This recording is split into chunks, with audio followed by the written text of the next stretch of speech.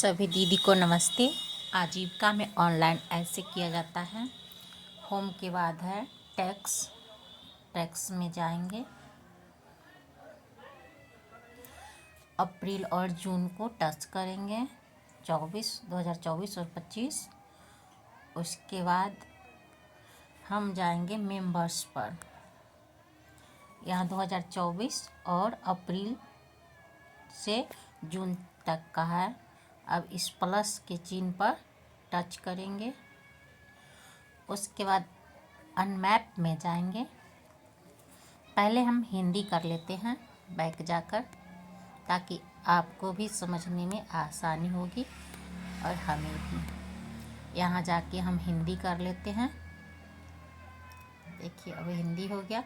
अब हम जाएंगे सदस्यगण में। सदस्यगण में जाकर इस प्लस पर टच करेंगे। उसके बाद अनमैप पर किया गया पर टच करेंगे। उसके बाद ग्राम पंचायत को टच करेंगे। यह चांदपुर फतह का है, इसलिए चांदपुर फतह। उसके बाद गांव पर टच करेंगे। गांव यहाँ पर है चांदपुर फतह, खजनपुरा, नवाचक, शेरपुर। तो हम चांदपुर फतह गांव का भी टच करेंगे। उसके बाद एसएजी टच करेंगे। एसएजी टच करेंगे। इस यहाँ है एसएजी आरोहन। चांदपुर फतह गांव में आरोहन एसएजी है, उसको टच करेंगे। तो देखिए आरोहण टच नहीं, हम दूसरा इसका ऑनलाइन हो चुका है, इसलिए हम दूसरे एसएजी का टच करते हैं। हम चांदपुर फतह में टच करेंगे मुस्कान नहीं, कुमकुम को टच करते हैं। चांदपुर फतह में एसएजी कुमकुम को टच करते हैं। कुमकुम आ गया, कुमकुम को टच करते हैं। उसके बाद देखिए यहाँ पर दीदी का एसएजी हो गया और एसएजी का कोड हो गया।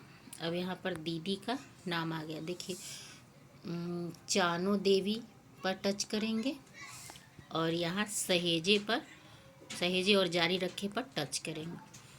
ये आगे बढ़ने का आ गया। अब इसमें पूछा रहा है पूंजी श्रेणी, तो पूंजी श्रेणी हम लोन पर टच करेंगे। उसके बाद हम इसे पहले एसएजी लोन को देंगे। उसके बाद सीआईएफ करेंगे। उसके बाद उसका हम राशि भरेंगे। सभी दीदी को सीआईएफ ऋण मिल चुका है, उस पर टच करेंगे। उसके बाद सहेजे और जारी पर टच करेंगे। अगर हो सकता है कि दीदी और कोई लोन ली होगी तो आरएफ लोन हो तो आरएफ पर टच करेंगे और सीसीएल हो तो सीसीएल टाइप करेंगे। अब आ गया फार्म में हम पशुधन से अगर होगा तो हम पशुपालन को टच करेंगे। अगर मछली पालन हो चाहे कुछ भी हो तो उसमें दूसरा नंबर पर एक्वा फार्मिंग पर टच करेंगे। और खेती बाड़ी से अगर दीदी खेती बाड़ी करती होंगी तो फसल आधारित पर टच करेंगे। और जो दीदी जैसा बिजनेस करी है उसी अनुसार से इसमें कारोबार कर रही हो तो कारोबार, सेवा है तो सेवा, और इसमें मजदूरी करी तो मजदूरी, और नियमित कुछ ज़रूरत हो तो जो दीदी जिस काम को कर रही है उसको टच करेंगे। हम यहाँ पर एक मजदूरी दीदी कर रही है तो उसका हम टच करते हैं। तो हमारा हो गया पशुपालन। दीदी के पास पशु है, थोड़ा खेत भी है और वो मजदूरी भी करते हैं। तो यहाँ पर हम जमा करेंगे तो यहाँ पर हमको रेट दिखाने लगा। अब इसमें हम 3 बिंदु है उस पर टच करेंगे। तो पहले आएगा सदस्य प्रोफाइल संपादित करें।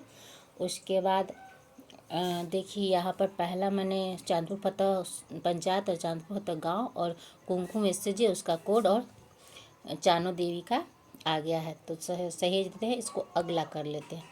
अगला करने के बाद और देखिए यहाँ पर 10,000 सीआईएफ ऋण है तो ये भी जमा हो चुका है, तो इसमें भी हम अगला कर लेते हैं।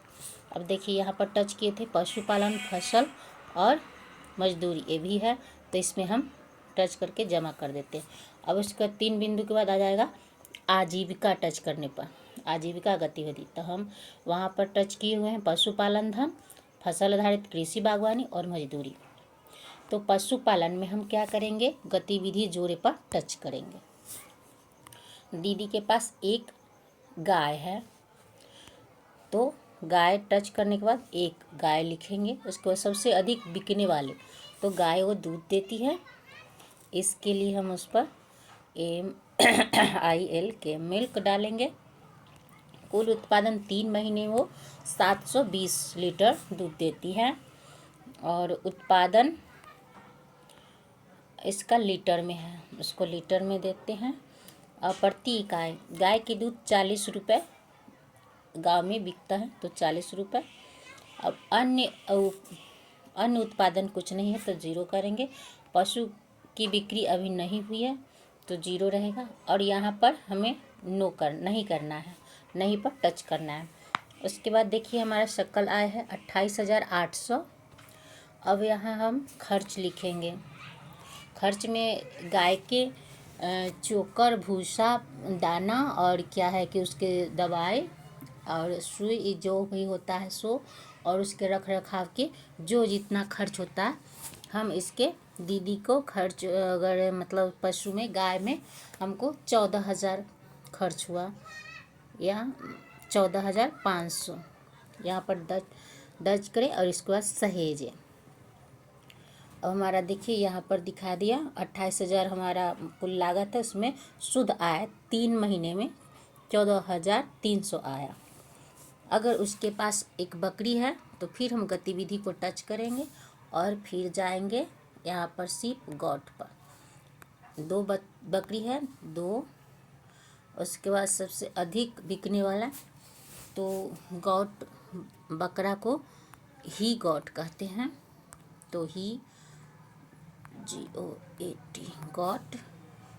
और उसके बाद कुल उत्पादन हमारा 2 ही बच्चा हुआ बकरी का, 2 उत्पादन काउंट में 2। और प्रति इकाई ये मन्ने खस्सी क्या हज़ार में बिका, कितना में बिका, तो मान लेते हैं हम इसमें दीदी को 2500 में 2 गो बकरी बिका, 5,000। अन्य उत्पादन 0 है। उसके बाद इसमें नहीं करेंगे। अब हमारा ये 3 महीने में खर्च कितना होगा 2 खस्सी और 2 बकरी के लिए, तो लमसम 3 महीने में हमको 2,2500 खर्च हो जाएगा। तो हम यहाँ पर 2500 दर्ज कर देते हैं, सहेज दिए। अब हमारा देखिए काऊ में 14,300 और बकरी में 2,500, टोटल हो गया 16,800। अब उसके बाद पीछे जाएंगे, उसके बाद मजदूरी में टच करेंगे। उसके बाद मजदूरी प्रकार जोड़े, उसको टच करेंगे। उसके बाद ओपन लेबर को टच करेंगे। उसका डेली, यहाँ पर दीदी 200 के रोज़ काम करती है। प्रति तिमाही औसत वो कितने दिन काम करती है, 30 दिन करती है, 60 दिन करती है, 65 दिन करती है, 75 दिन करती है, वो भी हमें इसमें दर्ज करेंगे। तो हमारी दीदी 70 दिन काम कर रही है, तो 70 दिन का हो गया 14,000 रुपया। अब इसका खर्च, दीदी का समूह भरना है, घर का राशन, बच्चे का ट्यूशन, जो भी खर्च है, दीदी का टोटल खर्च 10,000 हो रहा है। तो यहाँ पर हम 10,000 खर्च में लिख के सहेज देंगे। अब फिर बैक जाएंगे। अब हमारा हो गया मजदूरी और ये पशुपालन। देखते हैं सारांश में कितना हो गया, 20,800 हो गया। अब हमारा बचा हुआ है फसल आधारित। अब हम इसमें सीजन जोड़े में टच करेंगे। उसके बाद ऋतु जैद में हम टच करेंगे और हम उसमें वॉइस में टैप करेंगे। उसके बाद इसमें पूछता है एरिया, एक बीघा में टच करेंगे और क्षेत्र बताना है, तो इसके लिए हम 0.5 करेंगे, तो ये 11 कट्ठा हो गया। इसमें हम कम भी बेसी कर सकते हैं। कुल क्विंटल में होगा, तो क्विंटल में होगा तो 10 कट्ठे में मकई कम से कम 10 कुंटल होगा। दीदी को 10 क्विंटल मकई हुआ। अब औसत बाजार मूल्य तो 2300 के बाज़ार में बिक्री होती है। अब व्यय, बीज खरीदने में 10 कट्ठे के लिए लमसम 1500 1200 खर्च होता है, 1200। उसके बाद खेत तैयारी करने के लिए 2 बार कम से कम 2000 10 कट्ठे। उसके बाद उर्वरक भी 2200 का। उसके बाद कीटनाशक भी हमको 10 कट्ठे में कम से कम 2200 खर्च हो ही जाते हैं 2 बार 3 बार छिड़काव के लिए। अब सिंचाई कम से कम 2 से 3 बार होता है, तो इसको हम 3000 करते हैं। इसके बाद श्रम लागत, 10 कट्ठे में रोपने और काटने में जो हमारा और स्प्रे करने में जितना परिश्रम लगता है उसका हम डालते हैं कम से कम 4000। अन्य लागत 0 करते हैं। हमारा इससे शुद्ध आय 7800 हुआ 3 महीने में। अब सारांश में देखते हैं 28600 है, तो दीदी की इतना आय हुआ। अब यहाँ पर हम मंजूर करे पर टच करेंगे, या 28000 अगर ज़्यादा है तो दीदी का जाके थोड़ा सा 28 है,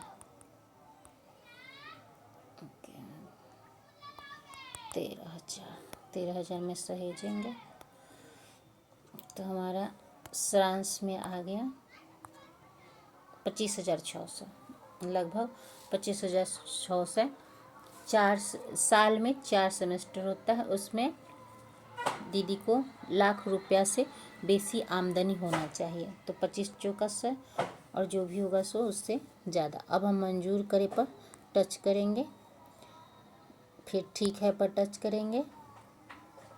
देखिए चंदा दीदी का लॉक लग गया। इसी प्रकार से लॉक लग जाता है, और जो ऑफिस से अप्रूवल हो जाता है उसे ग्रीन 9 का चिन्ह लग जाता है।